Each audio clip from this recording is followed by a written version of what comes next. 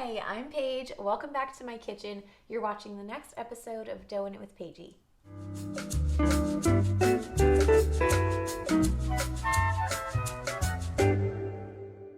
Today is my 1-year YouTube anniversary and I am so excited about that. 1 year ago today, I published my very first Doughing It with Paigey video, and in honor of that, I am going to put out a video today ranking my favorite recipes by chapter from this book.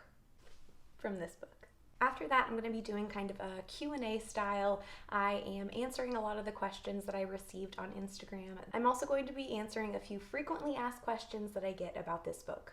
So let's go ahead and get started. So the first chapter in this book that actually has recipes in it is in chapter 3, and it is no knead breads. My favorite recipe in this chapter, hands down, as most of you know if you've been watching, is the focaccia recipe. And not just the plain focaccia. While that one is really, really good, the one that I love is technically the focaccia with Parmesan, walnuts, and figs.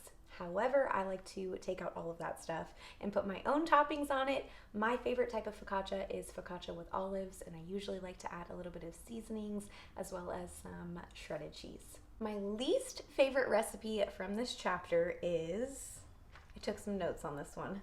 My least favorite recipe in the no knead breads chapter is pizza, and I know that might sound shocking. Pizza is one of my all-time favorite foods, so I wouldn't say I don't like pizza. That's not really the reason I dislike this recipe. I just think that there are easier ways to make pizza dough. We did do a grilled pizza with that same dough in that video, and I'll leave that up here for you guys. And that turned out really, really good and crispy, but the one that I baked in the oven was just stretched too thin. I tore the dough when I was trying to shape it. It was just a disaster. And I don't really think that the oven pizza turned out as well as the grilled pizza.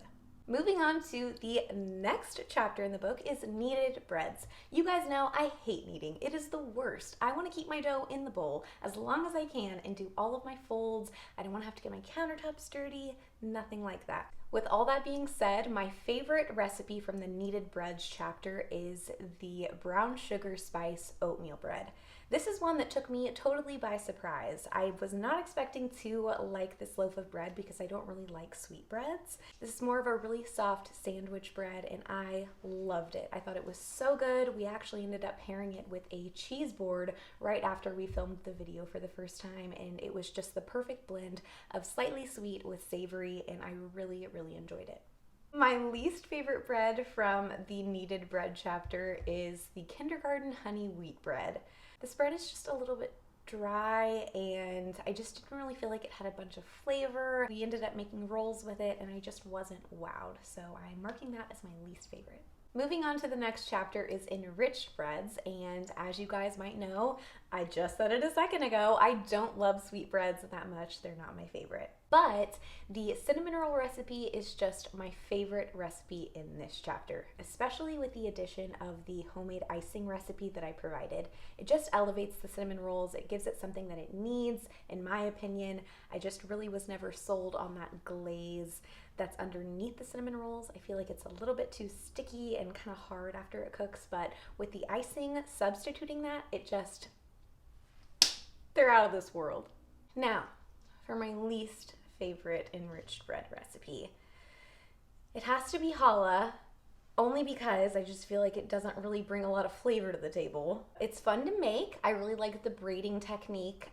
We did a little snail shape, and that was fun. I did end up adding a little bit of everything bagel seasoning to the little roll that I made, the snail, and I feel like that, helped it out a little bit, but other than that,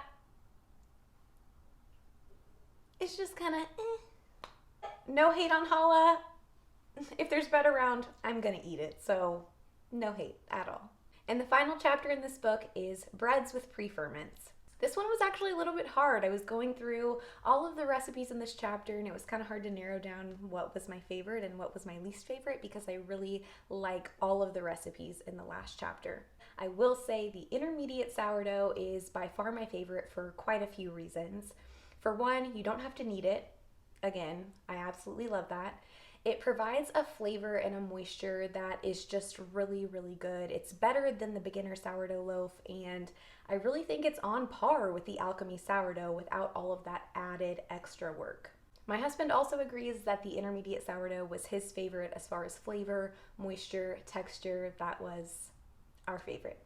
For our least favorite, and this is tough, I'm saying baguettes only because they're a little high maintenance, the shaping techniques are a little bit tough, and again, I love all breads, no discrimination here at all. I just prefer the simple rustic baguettes that are in chapter 3 of the book. They have olive oil on them and they're a lot easier to make, and I just think they bring a little bit more flavor to the table.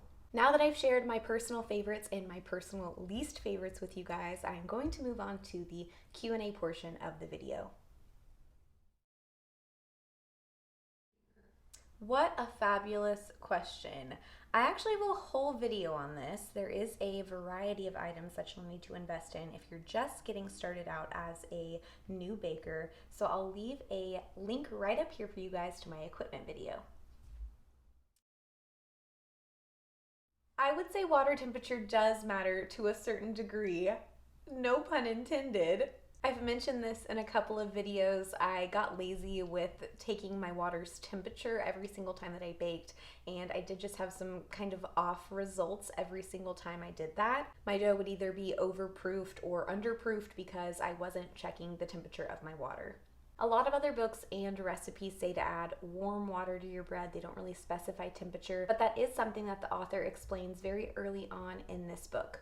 If you're adding water that's too hot to instant yeast, it can kill the yeast, so that's something to think about.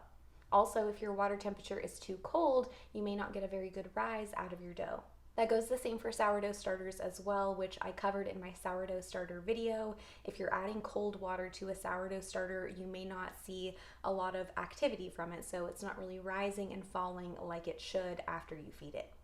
I like to keep a close eye on my temperature. I wouldn't say it's mandatory, but it is nice to be safe. What a great question, because I am burning up as we speak.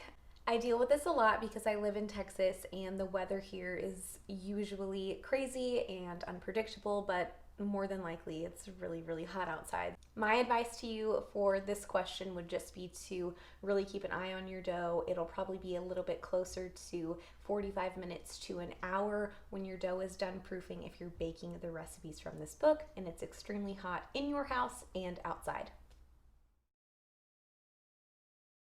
One of my most frequently asked questions by far is how to store your bread.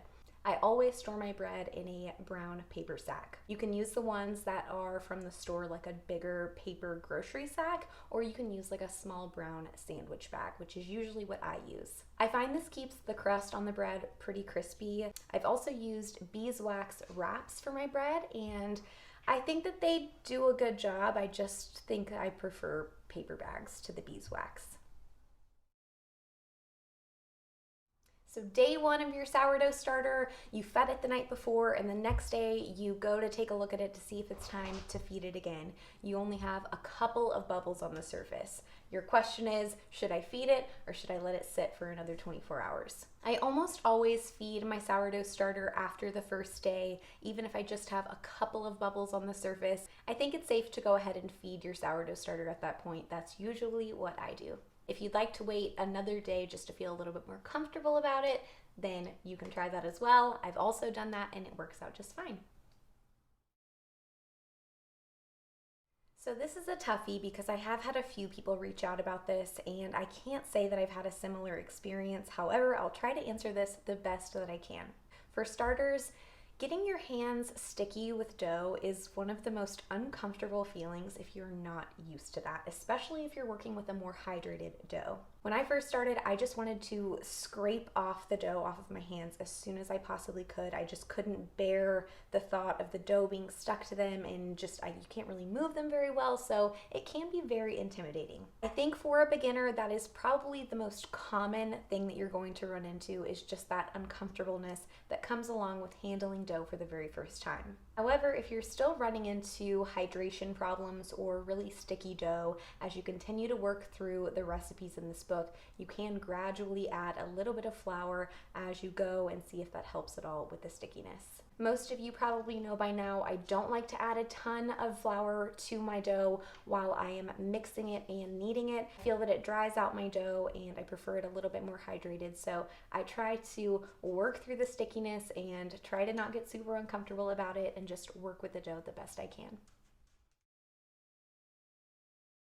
I've never tried this method, full disclosure, but I will say I've read a lot about it. I've heard good things, but I can't say for sure that this works. But from what I've read, it seems like it works. And I know it's going to sound crazy. To revive a softened crust on your sourdough bread, I have read instructions from multiple sources to run your loaf of bread under water. So turn on your faucet and run the entire loaf of bread under it to get it fully saturated, and then wrap it in foil, turn on your oven to 250 and bake it for about 5 to 10 minutes, and apparently you will have a pretty good crust back on your bread.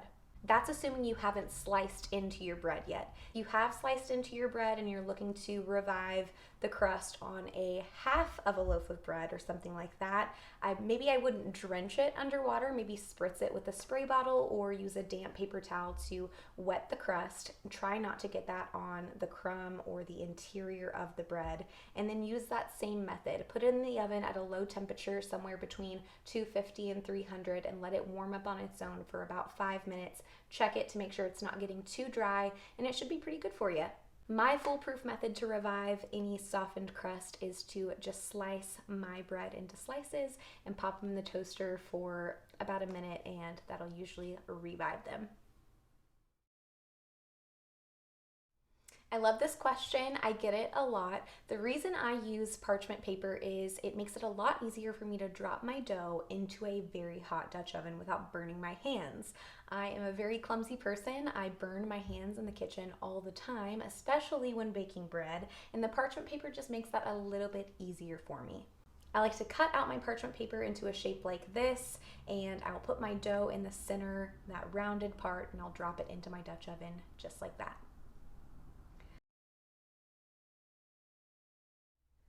What does the B stand for? Burrows. Bread. B stands for boy. I hope this video turns out good. Thank you guys so much for tuning in to my first annual, first ever anniversary special of Doughing It with Paigey. I apologize if this video wasn't as exciting as my other videos usually are, but I really do hope that it was informative. I want to end this video on an exciting note. I did get a new bread cookbook that a lot of viewers recommended to me, and that is New World Sourdough by Brian Ford, or Artisan Brian, as a lot of you may know. I'm not sure if I'm going to be baking through this book like I did Bread Baking for Beginners from beginning to end. I don't know if I'm going to be trying the recipes that I'm most anxious to try first and then go down the list that way, or what. So if you guys have this book at home and there's a recipe that you really, really love and recommend me trying, please feel free to leave that in the comments. As always, if you like this video, be sure to give it a thumbs up, be sure to subscribe, and thanks again for watching Doughing It with Paigey. I'll see you guys next time. Thank you guys so much for tuning in to my 1 year special, what did I just say? 1 year anniversary? Special anniversary? Anniversary special. Yeah. All right, hit me with the first question. We just answered that. What a fabulous question. I had a full-blown meltdown. If there's bread around, I'm gonna eat it. And, I don't know what I was saying. Like breads? No pun intended.